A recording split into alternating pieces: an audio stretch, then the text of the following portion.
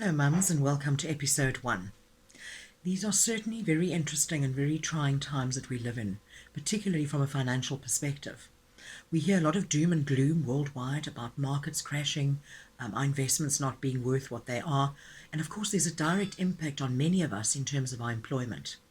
Just speaking about investments, though, the South African Reserve Bank dropped interest rates by 1%, so that might have affected you as well if you had money invested. Suddenly, you're earning less interest.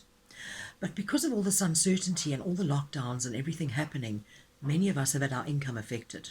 So it's quite interesting when we talk about money and planning our household budget and our finances, we always look at really at two aspects really. One is money coming in and the other is money going out.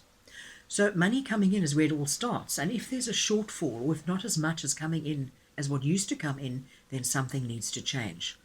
But the interesting thing is that this situation has brought us all back to basics, where we need to focus on food, shelter, and to be safe, to be protected from this illness. And that's the very basics when it comes to life and when it comes to our money. So that's where our priority needs to shift to. Some of us are fortunate in that we worked from home all the time, so we're not that influenced by the lockdown. Other people might find themselves on short pay, so, maybe only being paid for 2 or 3 days a week.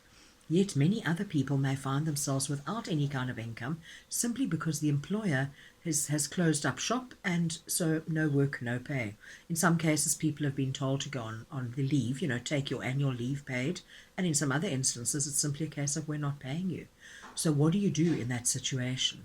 So for me, it's quite simple. You need to prioritize. You need to come back to basics and make sure that your basic needs are taken care of. The roof over your head, the food, and the safety and security of your family. So we spend money on lots of things, and if you scrutinize where your money goes to, you'll see that there are a lot of things that you spend money on that are not the basics of life. So you need to go and have a look and see which expenses must be paid and which you can perhaps leave or cancel. So debit orders, a lot of payments are made via debit order. Maybe you want to go and scrutinize those debit orders and see which debit orders you can actually cut out.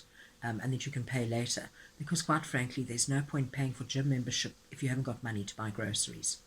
If you had an emergency fund, this would be a great time to tap into that emergency fund. But of course, a lot of people don't have emergency funds because they always say life is expensive. So, I don't still have money to put away for times like this, for emergencies. But this is when one really, really needs it.